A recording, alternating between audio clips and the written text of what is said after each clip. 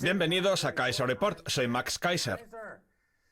Dorothy Parker dijo una vez: quien ha vivido la tormenta aborrece la calma.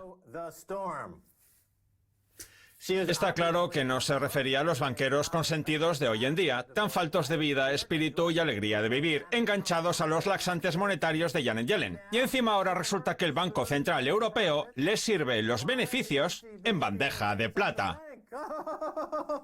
¿Stacy? Sí, Max. Los banqueros de hoy temen a la tormenta. La odian igual que odian la volatilidad.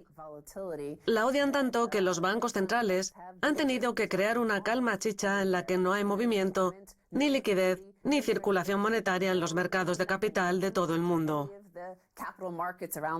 Se está eutanasiando a los mercados mundiales. Efectivamente. Vivimos en una clínica que se dedica a ofrecer una muerte digna a sus pacientes y que gestiona la doctora Janet Yellen, la Jack Kevorkian de los banqueros. Vamos a ver el siguiente tuit de Pedro da Costa. Autocomplacencia: las acciones estadounidenses registran el periodo de 30 días menos volátil en más de 2 décadas. Estamos hablando del periodo de 30 días con menos volatilidad desde octubre de 1995. Solamente en 5 días del mes de julio se registraron subidas y bajadas de más del 0,5%. Inspirándome en el hombre que se subió a la torre Donald Trump con unas ventosas, me he traído mis propias ventosas al programa. ¿Te ha dado una idea? Sí, voy a aprovecharlas para subirme al edificio del Ayuntamiento de Londres, que actualmente ocupa Sadiq Khan, que ha llegado a la alcaldía de Londres sin que prácticamente se haya dado cuenta a nadie. Sabemos que es un auténtico laborista porque nada más llegar ha vendido a su compañero de partido, Jeremy Corbyn.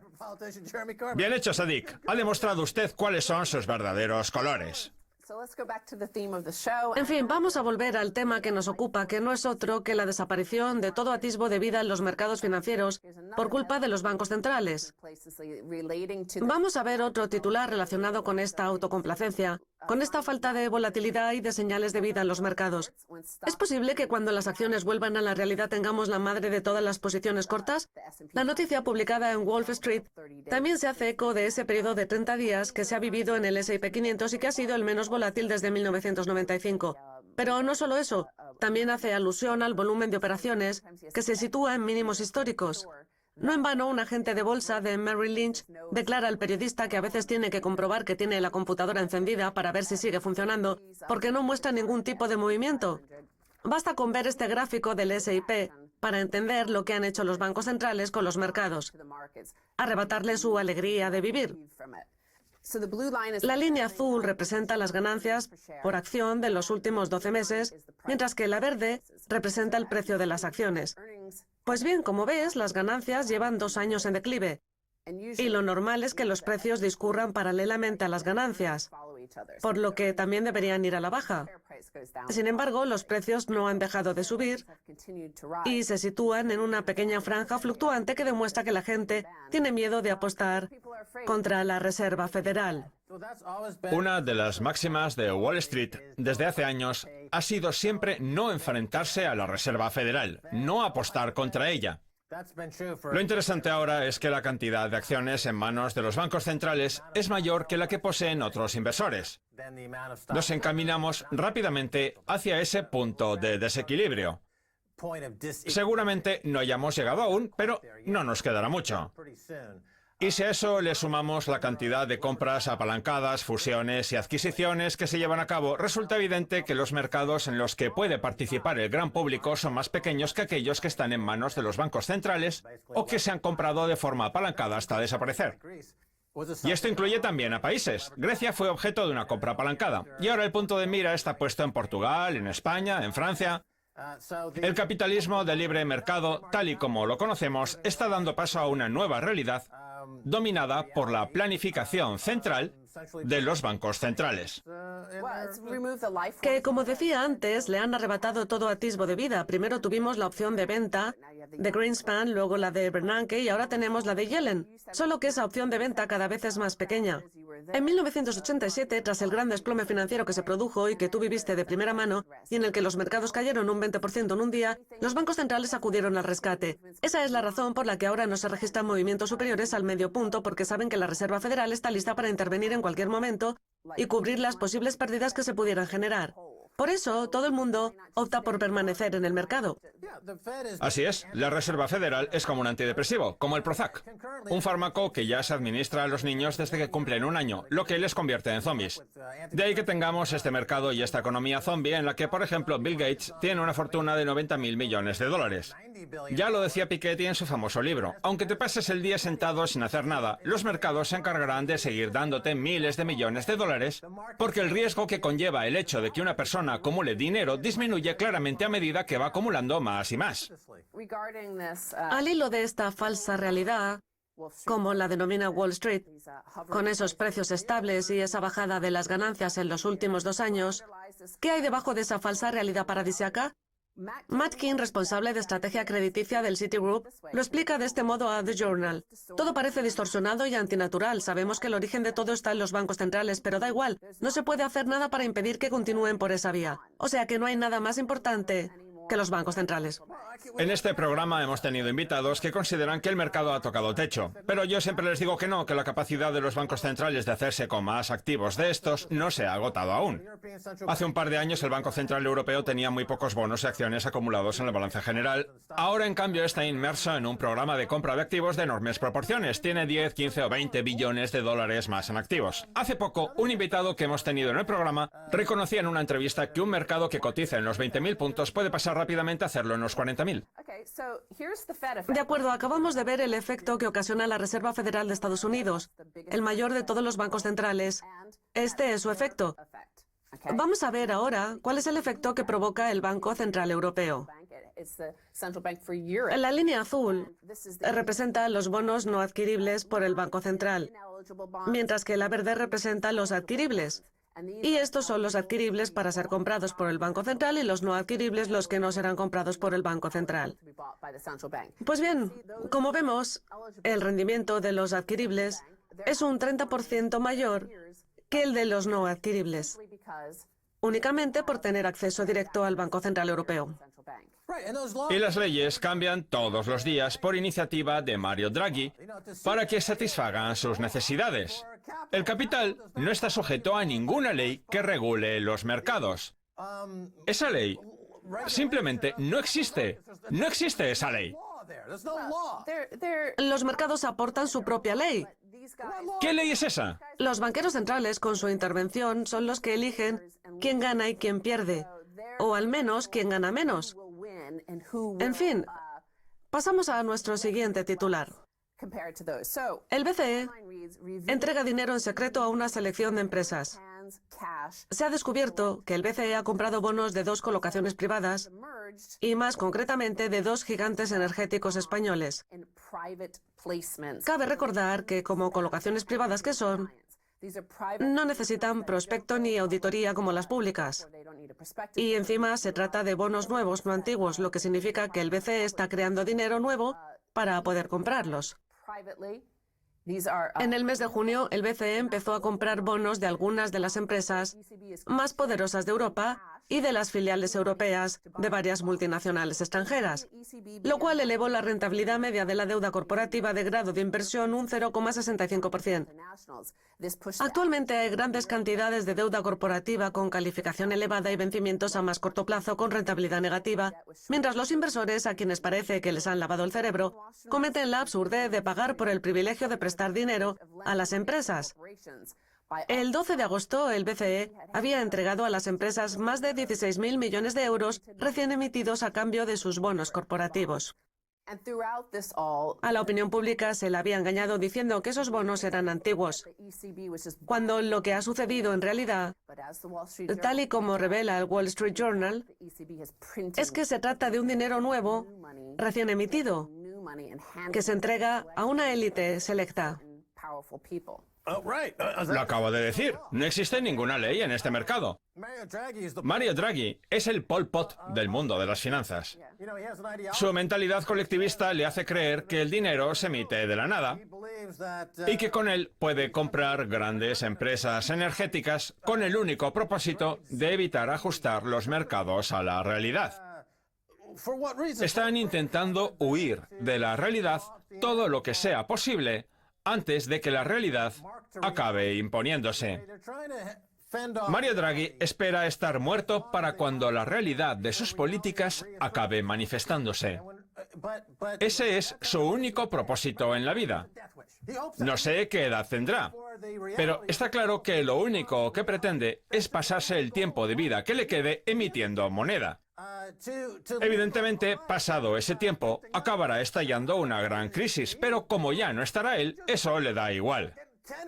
Es el idiota más egoísta, egocéntrico e inmoral que probablemente jamás haya llegado al cargo de banquero central. Ya he utilizado muchas veces la expresión terrorista financiero, así que voy a estar un tiempo sin hacerlo. Pero que conste que si lo vuelvo a hacer, Draghi es un firme candidato a ser definido como tal. Sí, está bien, está bien. Todos los bancos centrales, la Reserva Federal, el Banco de Japón, el Banco Central Europeo, el Banco Popular de China, el Banco de Argentina, el Banco de Venezuela, el Banco de México, todos están optando por esta misma política. Aunque quizá donde más lejos estén llegando sea en Europa. Pues el BCE es quien mejor debería saber de qué va el tema, porque el origen del BCE está en el Bundesbank, el Banco Central Alemán, cuya quiebra dio lugar al nacimiento del fascismo. Por eso dijeron que no querían que volviera a suceder algo así.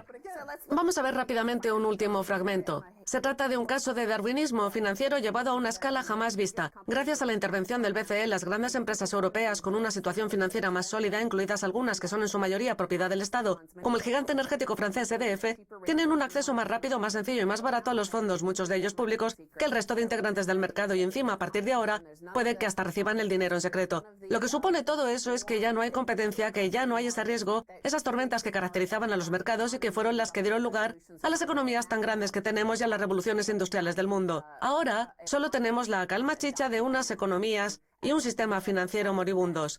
A lo mejor esas ventosas acaban arrebatándoles el último atisbo de vida. Es la economía de la eutanasia. En fin, tenemos que pasar a la segunda parte. ¿Está bien? No se pierdan la segunda parte. Les esperamos a la vuelta de la pausa con mucho más.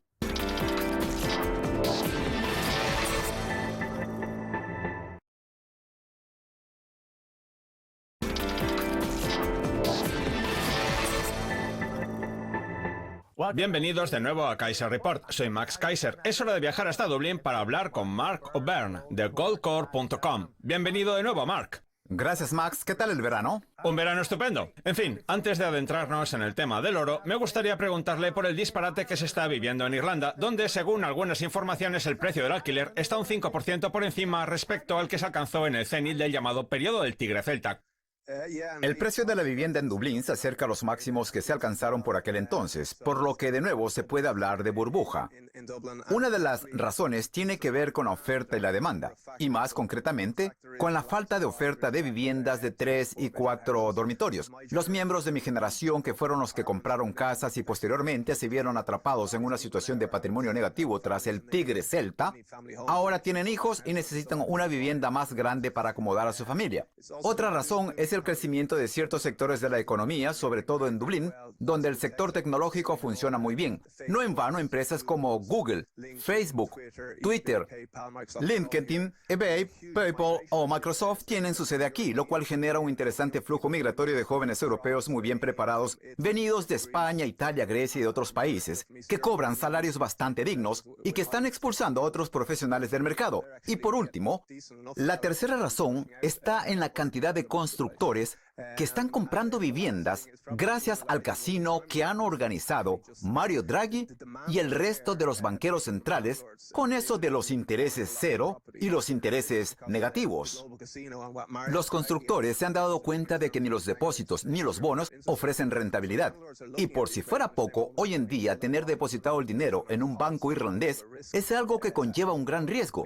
Por eso en los últimos años se han percatado de la gran rentabilidad que puede generarles el mercado del alquiler, provocando un aumento de los alquileres que ha hecho que los ciudadanos de a pie ya no puedan permitirse vivir en Dublín, ni de alquiler, ni en casa propia, y se vean obligados a trasladarse a los barrios de las afueras más alejados del centro, a 1 hora, hora y media o 2 del trabajo, algo muy similar a lo que ya sucedió en el punto álgido del Tigre Celta.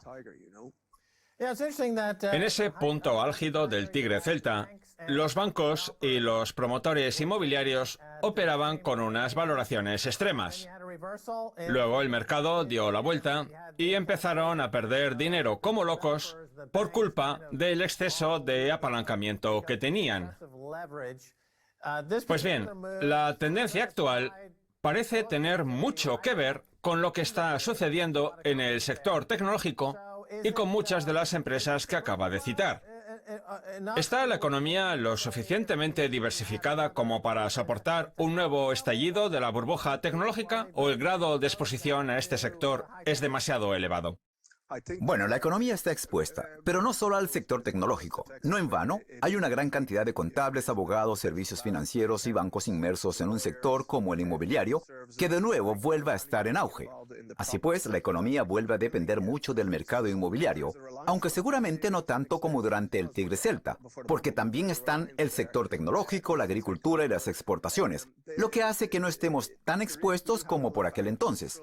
La exposición viene determinada sobre todo por los niveles de deuda que tenemos en el balance general del país, y de lo que podemos hablar más tarde. Con los rescates a los bancos, lo que se ha hecho ha sido trasladar la deuda del sector privado al sector público, y si vuelve a estallar otra crisis a nivel mundial, Irlanda sufrirá las consecuencias en sus propias carnes por lo globalizada que está su economía. No solo importa lo que pase con las empresas tecnológicas, sino también con las multinacionales. La economía se encuentra en una situación vulnerable, con numerosos elementos en contra. Y no olvidemos que la causa principal de la crisis anterior fue el exceso de deuda, una deuda que en los últimos años ha pasado de unos 150.000 millones a más de 200.000. Por eso los intereses están en el 0% y Mario Draghi se empeña en tener el balón de playa sumergido en el agua. La situación es completamente artificial y en algún momento los intereses acabarán volviendo a la media o incluso a niveles aún más altos. Lo que yo no entiendo es cómo es posible que haya quien hable de bajar los intereses, incluso hasta el terreno negativo, y al mismo tiempo diga que la economía mejora. Si la economía mejorara, el ciclo natural de los intereses haría que estos subieran. Tenemos una supuesta recuperación económica en la que los intereses no dejan de bajar hasta situarse en negativo. Irlanda va a empezar a cobrar a los ahorristas por depositar su dinero en el banco, lo cual implica penalizar a una serie de personas para beneficiar a otras. Es lo que yo llamo el apartheid financiero, que ahora parece instalarse en Irlanda. ¿Qué opina usted? Esta semana, el Bank of Ireland, el mayor banco irlandés, ha anunciado que cobrará intereses negativos a sus clientes corporativos. Lo que nos tratan de vender es que la medida solo va a afectar a los grandes depósitos de las empresas, creo que por encima de 10 millones de euros, y que no hay de qué preocuparse, que afectará a muy poca gente y encima el interés será muy bajo, creo que 10 puntos básicos. El problema es que más tarde esa cifra puede aumentar. Y si miramos las cosas desde una perspectiva internacional, en Alemania, por ejemplo, hay por lo menos, que yo sepa, 2 bancos que están cobrando intereses negativos a sus clientes particulares. Por tanto, estamos hablando de un fenómeno a escala mundial. Los bancos están bajo una tremenda presión, dado su enorme grado de dependencia respecto al BCE. cuyos intereses se sitúan en terreno negativo, lo que obliga a los bancos a hacer lo propio con sus clientes. Así pues, creo que es solo cuestión de tiempo que los intereses negativos se acaben generalizando. Y en el mercado de deuda hay entre 12 y 13 millones en bonos con interés negativo. Los clientes no van a sacarle ninguna rentabilidad a su dinero y encima van a tener que seguir asumiendo el riesgo que supone tenerlo depositado en estas entidades. No olvidemos que las pruebas de estrés de la Unión Europea han identificado al Bank of Ireland como uno de los bancos de la eurozona en mayores dificultades. De hecho, los dos mayores bancos del país, el Bank of Ireland y el AIB, se sitúan entre las 4 entidades con mayor riesgo, acompañados del RBS, que fue identificado como el banco más débil del Reino Unido. Cabe recordar que el RBS también tiene su filial en Irlanda bajo el nombre Ulster Bank. Esos bancos no nos ofrecen rentabilidad por nuestros ahorros y nuestro capital y encima tenemos que asumir el riesgo de que puedan confiscarnos el dinero mediante recapitalizaciones internas, una práctica que ahora es legal, como sucedió en Chipre. Ese riesgo afecta a los ahorristas y también al resto de la economía, que puede entrar en una espiral deflacionista, en caso de que esa posibilidad se torne real. Sí, recuerdo que el año pasado en el Festival Kilkenomics, festival anual sobre comedia y economía que tiene lugar cada año en la ciudad irlandesa de Kilkenny en torno al mes de noviembre y que está ganando cada vez más adeptos, la pregunta que todo el mundo se hacía era ¿qué va a pasar con la economía de Irlanda? Todo el mundo se mostraba muy optimista, se hablaba de un repunte de la economía, de una subida del mercado inmobiliario. Sin embargo, yo ya dije entonces que esa supuesta mejora se debía única y exclusivamente a una serie de trucos contables por parte de los bancos. Y lo que acaba de decir usted viene a confirmar mi teoría de que tenemos un sistema bancario demasiado grande que trata de pasar por alto los problemas estructurales y apuesta por esa política de fingir hasta conseguirlo, cuando ese sistema es insostenible, porque la exposición a la crisis bancaria anterior no se ha resuelto. Al contrario, como señala usted, la deuda no ha dejado de subir. Si le estoy entendiendo bien, Mark, da la sensación de que la economía está expuesta a cualquier acontecimiento relacionado con las tasas de interés, el cual pondría toda la ecuación patas arriba. ¿Qué le parece? Está claro, y aunque los intereses subieran al 1, 2 o 3%, tendríamos toda una serie de problemas sistémicos. Tiene razón, Max. Es cierto que volvemos a tener un discurso orquestado, el de la recuperación, que nadie se plantea cuestionar con preguntas incómodas. En Irlanda y en el resto del mundo, el cálculo de la deuda en relación con el PBI está claramente manipulado. La deuda pública irlandesa es, en números redondos, de unos 200.000 millones, más o menos la misma cantidad que mueve la economía. Es decir, que la relación entre deuda y PBI es de aproximadamente el 100%. El problema es que como veníamos de tener un porcentaje mayor, la gente cree que la evolución invita al optimismo, cuando en realidad esa deuda solo corresponde a la deuda nominal. Irlanda sigue teniendo una gran cantidad de pasivos no capitalizados de los que nadie parece querer hablar, muy parecidos a los que existen en los programas Medicare y Medicaid de la Seguridad Social de Estados Unidos. Irlanda tiene grandes pasivos de pensiones tanto en el sector público como en el privado. No en vano, se calcula que el sector público tiene 100.000 millones en pasivos no capitalizados, los que tienen que ver con los funcionarios, policías, profesores, enfermeros, políticos, jueces, etc. Y luego están los del sector privado. Las empresas y particulares llevan años pagando seguros sociales para poder financiar las pensiones privadas que rondan los 80.000 millones. Así pues, si sumamos toda la deuda y la comparamos con el PBI, no es que sea el 100%, sino que se aproxima al 300%. Y ya sabemos que a esos niveles hay un gran riesgo de que estallen crisis financieras o crisis de divisas.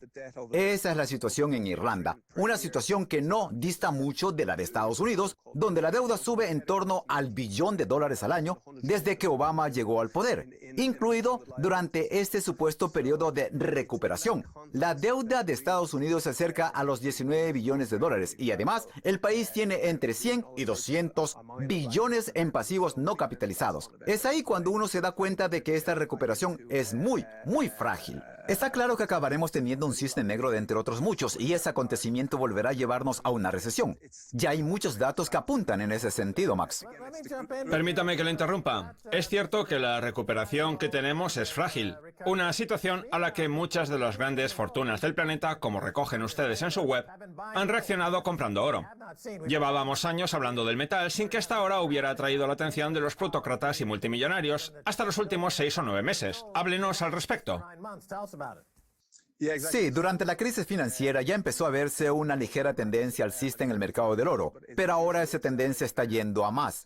Los gestores de fondos de cobertura, los multimillonarios y en general los elementos más ricos de la economía, el llamado dinero inteligente, están diversificando sus posiciones hacia el oro.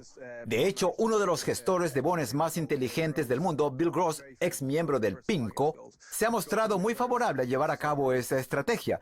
Y lo mismo sucede con nombres consolidados como Druckenmiller, Soros, Bass o Einhorn, y con otros nombres más recientes como Singer, Paulson, Ray Dalio. El dinero inteligente se ha dado cuenta de que el sistema actual no es sostenible y ha optado por diversificar sus activos hacia el oro, una estrategia a la que también se ha unido hace unos días la sociedad de inversión de los Rothschild, Reed Capital Partners.